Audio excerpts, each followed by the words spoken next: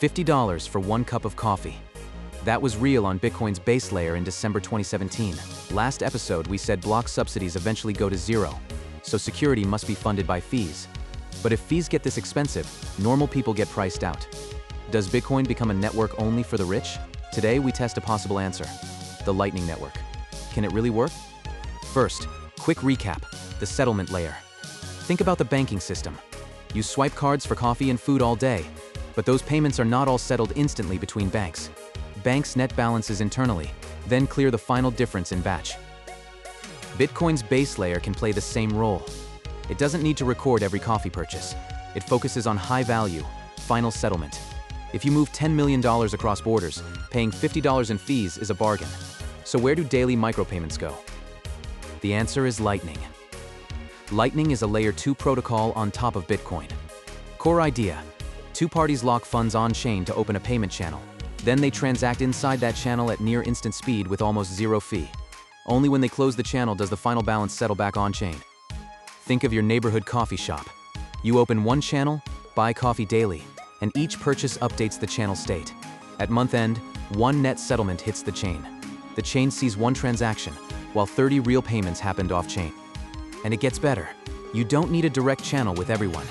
If you have a channel with A, and A has one with B, you can route payment to B through A. It's packet routing, but for money. Now the obvious paradox. Opening a channel is itself an on-chain transaction. If base layer fees are already $50, why pay $50 just to buy a few $5 coffees? If the entry ticket costs more than the spending, normal users never get in. That barrier is real. Today, 3 practical workarounds dominate. First, exchange-assisted onboarding. Users withdraw directly to Lightning while exchanges handle base layer actions.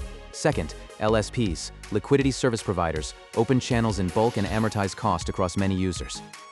Third, newer wallets use virtual channel abstractions so users barely notice channel management. But let's be precise. Base layer fees did not disappear, they were shifted. Exchanges absorb, providers spread, users pay indirectly somewhere in the stack. That's a structural reality of Lightning at scale. So how is Lightning doing today? By 2026, public estimates put Lightning capacity above 5,600 BTC, roughly hundreds of millions of dollars. Distribution apps report access for hundreds of millions of end users across integrated products.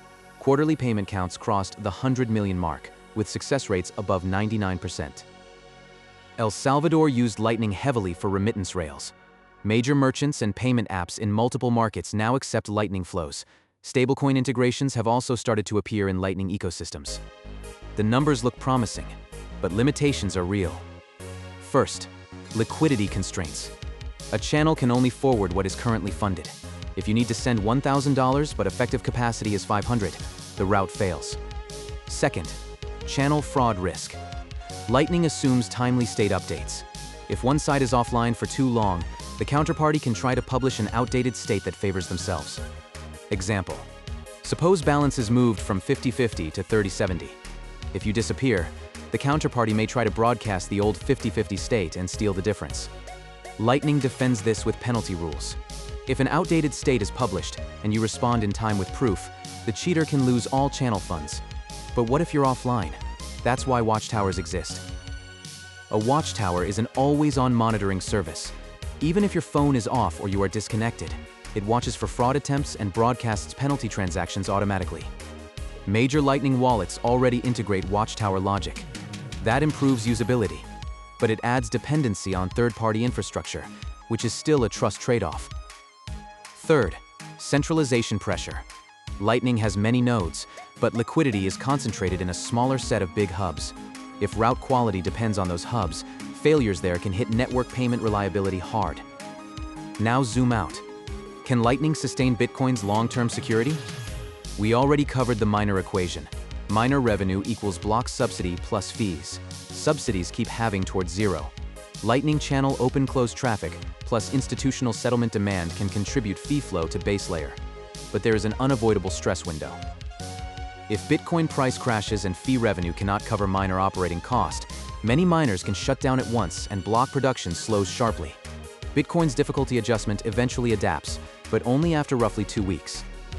What emergency mechanism protects that gap? Frankly, none at protocol level.